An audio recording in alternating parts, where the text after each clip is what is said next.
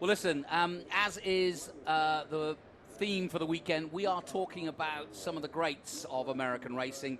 And Peter Gregg and the Peter Gregg Trophy is what we're about to embark on. And this basically is another fantastic group from 1973 to 1981. Before your time, but I'm sure a group of cars that you grew up knowing and being aware of and being around. Yeah, definitely. I just looked through the entry list that you have here, and there's so many familiar names, and the cars are just iconic. And I think something great about sports car racing is hearing all the different sounds. And this era was, you could hear what car was coming. Jordan actually had the chance to drive one of the Greenwood Corvettes a couple years ago. Right. And that is just a monster. Well, tell me a little bit about how I mean, obviously we presume you grew up and, you know, from the minute they gave you a rattle, they also gave you a steering wheel, but that's not always the case. When did you actually think, I'd like to do this, just like Dad? So Dad was always really busy growing up when Jordan and I started racing, and we honestly grew up going to the go-kart track with our mom. So Dad was just busy doing his own thing, with his own career, and it wasn't until he retired for the first of 3 times that he was able to spend more time with us and really tell us the ins and outs of it. And once we got into the later stages of karting, did we realize, okay, this is something that, you know, is going to require a lot of focus and that we really enjoy, and we're going to want to make a career out of it. Well, and you kind of presume that Taylor Racing would stick together as a clan, but you've left them a couple of times and come back. Yeah, it turns out Dad runs a pretty good team. Yeah, you're like, better you know, grass is always greener. Yeah, we had a great run. I drove for him for many years. And and the last year I drove for him the first time around, we won the first 5 races of the championship, and I was like, oh, great, we're on top of the world. And I left, and I was like, this is going to be a great thing. And they ended up winning Daytona the next 3 times after I left. So that's I was like, all you. okay, it wasn't really me. I guess it was the team instead. But yeah, it's been great. It's hard to maintain 3 careers in the sport, so spreading out and spreading our odds sort of was a little bit of the approach, I think. We had the boss man, John Doonan, in here yesterday, and of course he's got a storied history here at Laguna anyway. But yeah, I was just sort of complimenting him on the depth of field, like I said earlier before we came on, but also the number of manufacturers and the number of great drivers. When you look at WEC coming to the States in a couple of weeks and the amount of IMSA drivers involved in that and vice versa, I just don't think I've ever seen a stronger sports car era. And we always talk about eras and, that was a great era. But this is becoming quite a purple patch for sports car racing, isn't it? It is. It's such an honor to be involved in this era, this current golden era of sports car racing. As they're going to green, we have such a great level of talent from the teams, the crews, the manufacturers, the drivers. It's just it's first class top to bottom, and I think we have John Doonan and all the leadership at IMSA to really thank for that, as well as the coordination with the World Endurance Championship and the FIA as well. Well, on display now, some of the early days of how it all came to be. Group 8, and we're calling this the Peter Gregg Trophy 1973 to 1981, and that includes IMSA GT, GTX, AAGT, GTU, and FIA cars. Anything you want to point out? You mentioned your brother drove, which I've forgotten already. What the you said he Greenwood drove. Corvette. I don't think it was the same one that's out there, but the one, I think the number 40 Patrick Byrne. Yeah. It's currently in second. He said it had 4 gears, but you could leave it in 4th the whole time. It had so much torque. It was just, that's great. It was just brilliant to drive. And yeah, he said he had a lot of fun. He drove it in Daytona as well for the HSR historics there as well. So now you've had a taste. Do you think, down the road, I'm sure you'll get the invite, but do you think you'd be interested in doing a little bit of this sort of stuff, or at least attending? I love it. I was telling you before the race started that nobody ever asks me to drive their cars, for better or for worse, but I would love to do more of it. Just being here, seeing all the history. I think all the drivers are fans of the sports before we become drivers. So well, what you want to do is you want to be at home for Thanksgiving one time and go through the history books and then start looking at your father's great cars, buy one or force him into it, and then say, I tell you what, Dad, I'll just I'll take that to the historics. Yeah, that's the same as Jensen's done. He's brought his own. Yeah, good point. Good point. We need to get to that point in life. The one that's always been on my list was the 333 or the Chevy Intrepid back in the day that my dad drove. I would love to get the chance to. I've heard all the stories. I would love to get the chance to feel it as like a person. Another idea is you could just make a bet with Zach Brown, because that usually ends up with him forcing himself to have to, you know, give you a drive in something that he owns. So I guess like Mario Andretti did a couple years ago to let him drive the F1 car, right? And Daniel Ricciardo did the same. Got to drive his Richard Petty car. Oh, I didn't know that. Yeah, Really? he made a bet that if Ricciardo won for McLaren, which he did at Monza, that he would get to drive a car of his choice. And he said, I want to drive the Richard Petty car. So okay, I need to get talking to Jack Brown then. So Jim Norman is the 00 we were looking at that now, and that is another fantastic storied car.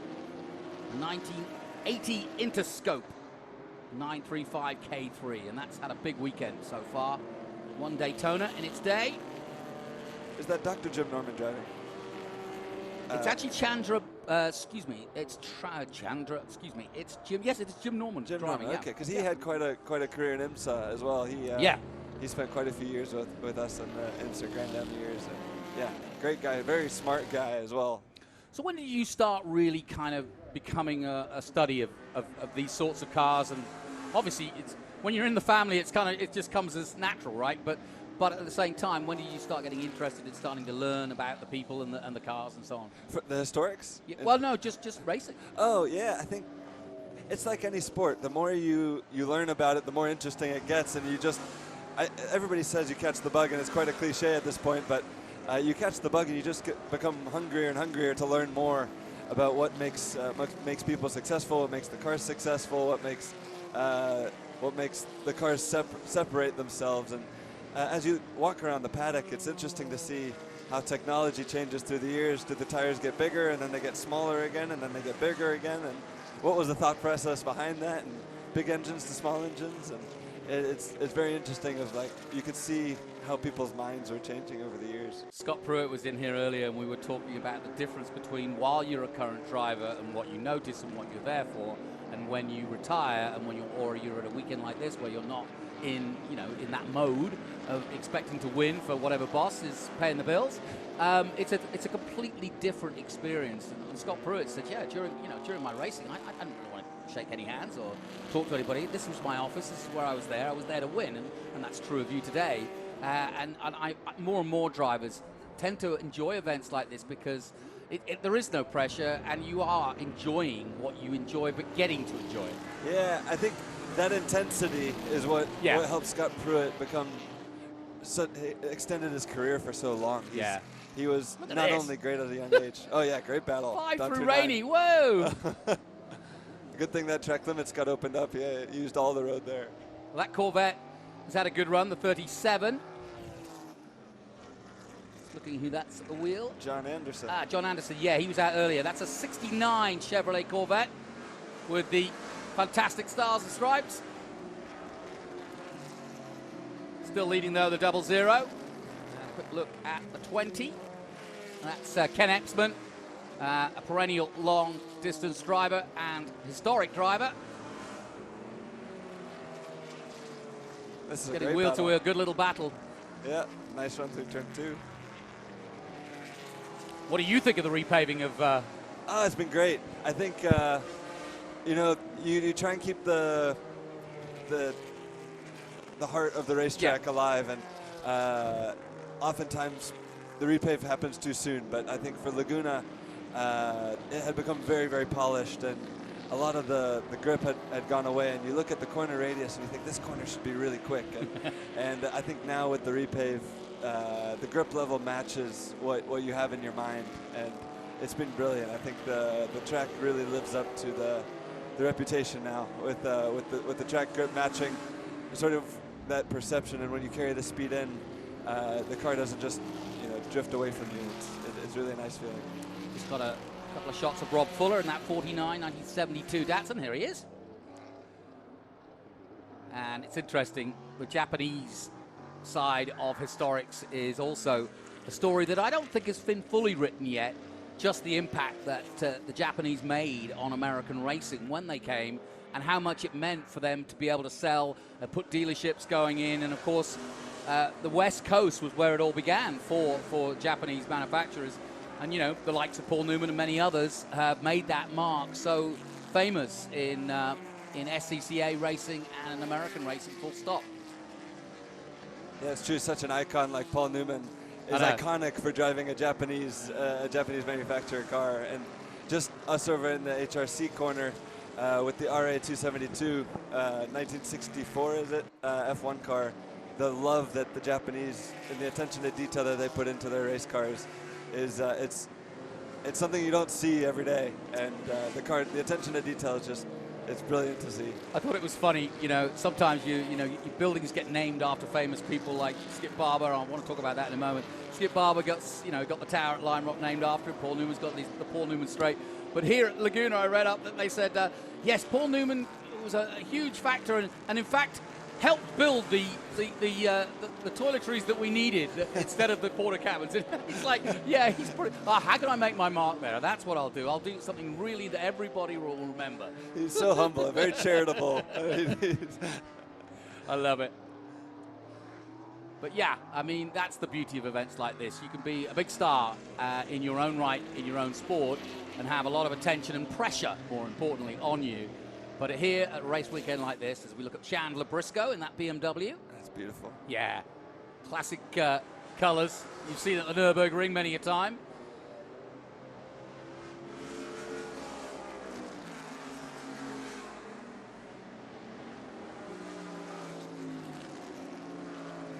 Yeah, that is Chandler Briscoe. Yeah, 1973, that.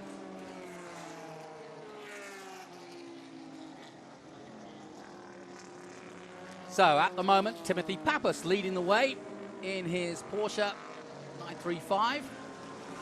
Patrick Byrne, who's had a good weekend. Ransom Webster, the usual suspects, if you will, at the front. Ken Epsman in 4th place. Rick Jeffrey in 5th. John Anderson 6th. Jim Norman 7th. Chet Taylor 8th. No relation. Rob Fuller in 9th. And Travis Olkolski in the top 10. Chandler Briscoe, who we were just talking about there, just outside that top 10.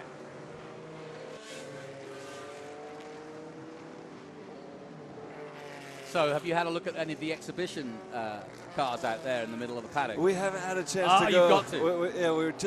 We were just talking before we came up here. We need to just do a lap of everything, because the things you see that belong in a museum that are out here racing underneath a 10 by 10 tent is just incredible. That these cars are getting used, and so we need to go take a lap and walk around and look at what's all out here, because we've been so stuck in our little world that we need to get out and explore.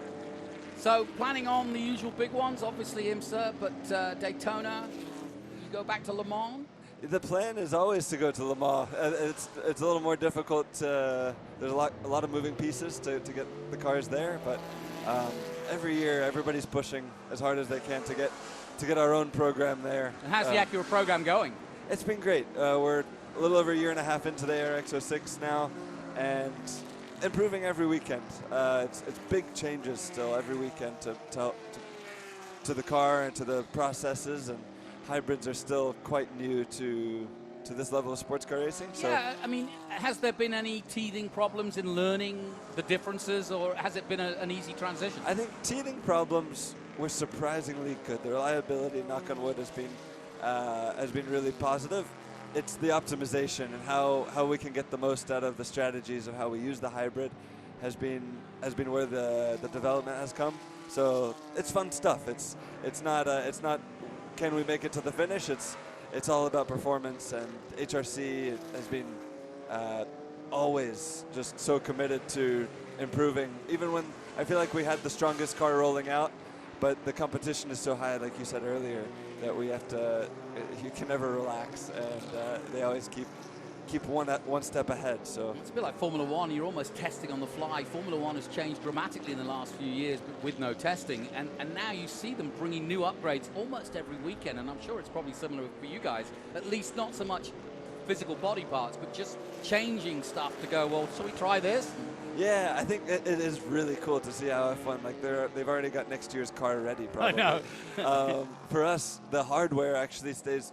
IMSA does a really good job of limiting how much we can spend to keep it affordable for the manufacturers. So hardware stays pretty similar, but that just means the teams and manufacturers are going to find other ways to improve on things that aren't physical on the car. So how we use the hybrid, how we warm the tires, all the strategies of the team, how we maximize the mechanical and aerodynamic grip of the car, it's always a learning process, and I love engineers for that because they're just so creative. As they were back then. I think the difference from what we're looking at here is the cars, you could see a visual change year to year, where things have become refined over the years, but the creativity from the engineers has never changed, I think, and they're always coming up with some new ways to make cars even faster. You're watching a 1970 Porsche driven by Alex Welsh. Started 13th on the grid. You're listening to Ricky Taylor, current Acura IMSA driver. And, well, what were you tell the folks what you were up to. What did you drive this weekend? So, and how did that come about? Oh, so an Acura ARX 01B, the first, or I guess it wasn't really the first Acura prototype after the lights car back in the 90s. But from 2007, 2008, the LMP2 Acura that was campaigned by Andretti, DeFerrin, Fernandez had a car. I think Highcroft had a car at one point. But we have one of the DeFerrin cars here, and it's just a brilliant car. It weighs about 700 kilograms, little between 500 and 550 horsepower. So the weight is what really jumps out to you. It's so light, it's so nimble, it's got so much downforce. I got so many messages when it was announced that this car was coming here from old drivers. Simon Pagenaud, Marino Franchitti drove it, Dario Franchitti drove it. A lot of drivers that are still, around. Did they give you a bum steer, or did they give you some help? They scared me. They scared me. They said turn 9 should be flat on new tires. Oh yeah, and you're gonna listen? I said I don't think so. I said I believe that they did it, but not for me. Not for me this weekend. That's mean. We just saw Steve Walker there in that 1976 European Touring Car Championship winning car, that #1 BMW from 1976. Just crossing the line and doing a good job. Currently a little further down the order. He's 14th at the moment. And here's the 39. Another Porsche. Plenty of Porsches in this group of almost 30 cars. Dennis Singleton in a 74 RSR. Let's head down to Kev in the paddock for the latest of what's going on down there. You've got another story, Kev. Go ahead. Can't hear. Well, I'm down here with Dario Franchitti, who's about to go out. I've just asked if he can hear me, but he can't hear me, and I can't hear him because this T50S Gordon Murray Automotive is revved up. It's fully roaring. So I think we're probably just better get a look at it because it is quite a car, Johnny. Gordon Murray's cars caused an amazing stir when they were here last year at the Rolex, and they did when they were at Goodwood earlier this year. Dario then sitting in the T50S that's about to go on track, and the atmosphere down here is absolutely phenomenal. The crowds are buzzing, I can tell you. So Dario Franchitti right now just sitting in the driver's seat, about to take them out around track, just behind camera. They're 4 or 5 deep down here. It's incredible, it really is. But the noise, well, it's someone else. Johnny, I might have to hand back to you. All good, Kev. I can hear the excitement in your voice, and that's all that we care. We got a quick glimpse. We'll see more of it in a moment. Alongside me, Ricky Taylor, enjoying this Peter Gregg Trophy. I don't know if you've got any memories or understanding of his contribution to racing. Peter Gregg and obviously Brumos. Yeah, growing up in Central Florida, Brumos is just up the road. I was a humongous Hurley Haywood fan growing up, and how long his career lasted and how successful he was. My dad got a chance to be his teammate once or twice, and the Brumos legacy, I don't think there's anything like it for a relatively small car dealer to make such an impact on the sport. And there's very few cars that can immediately put you space and time and know where you are. And the Brumos Porsches are one of those iconic pictures on the wall where you go, yes, Daytona, America. You may not know the year, and that doesn't really matter, but you recognize that's American racing, the heart of American racing, and those famous Brumos colors, simple as they are so distinctive. Yeah, it's iconic, and it's amazing what they created in such a period of time, in such a large time of the sport. But yeah, from Bob Snodgrass, when I first got into racing, he was still running the Daytona prototype Brumos Porsche team, which is well into shows how long the program lasted. But yeah, just an iconic time. And big fan of everything they did. You know, and as you mentioned Florida, and as we spend our time looking over 50 years this weekend, it's the more you kind of dig, as you say, the more you get into something, the more you're interested in it. But now you can see why the West Coast and that connection across the seas and importing from ships, big time. That's a strange place to go off. I hope there's no oil down there, but that was a very strange thing because he's not even at the breaking point there, is I he? wonder if he dropped a wheel on the exit of 10. That's. But what I was going to say, Florida's proximity to Europe, again, importing cars, that sort of easy, flight from Florida. New York the same, and that combination with Canada, that nice association with those group of, tracks up there with Watkins Glen and obviously Lime Rock. And then, of course, Detroit. So you've got these little pockets, and you can see how those became the hot spots during the early 60s and 70s. And then it just kind of bloomed and blossomed, didn't it? Yeah, and each pocket has such a great... In America, we're so lucky with our collection of racetracks. In the Northeast, you've got Watkins Glen, Lime Rock. You've got such iconic places. And then you go south to the Southeast. You've got Road Atlanta, Sebring, Daytona. Homestead is a good place in the summer.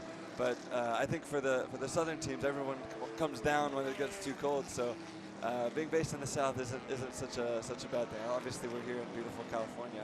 And the checkered flag is out for Timothy Pappas for the second time this weekend. So well done. And Ken Exwin getting on the board, or in second place anyway. But well done to him winning the Group 8 Peter Gregg second run of the weekend in that beautiful Daytona winning Interscope. And it's immaculate, isn't it? That's the other thing. I'm always amazed at just how beautifully prepared they are. There isn't a spot on these cars, is there? Yeah, and they drive them properly. Everybody's out there racing door to door, and it's great to see them in a showroom and walk around, but to see them actually in anger on the racetrack doing what they're made to do it's pretty special. It's something to see. I get a feeling if you've got a spare weekend, you might be coming back. Oh, I wish. If I get an invite, you don't have to pull my arm. So what else for the rest of the year for you? How far are we out from So we only have two races left for the GTP class. GT category has VIR coming up, but for the prototypes we have Indy at the end of September, and then it'll be Petit Le Mans, and then on to 2025 prep. Well, no, sleep is it first. Sleep, yes, that's true. And then 2025 prep. It really is year-round these days, isn't it? Yeah, the sports car schedule is so nice that even if we only do 9 races throughout the year, it's spread out, so we get plenty of time in between races for the teams to regroup and travel. But yeah, we feel current throughout the year. We're never taking 3-4 months off at a time. Well, Ricky, thank you so much for coming up. I know you've got family here, so we'll let you spend some time, which is a busman's holiday, as we call it in England, but time off work, but still at a racetrack. Ricky Taylor, currently part of the Acura scene. Watch him on IMSA, and he's hooning around the tracks as always. Great character. See him on social too. He's got a great following. And thanks for coming up. Thank you for having me. Enjoy the weekend. Thank you, and you. Thanks.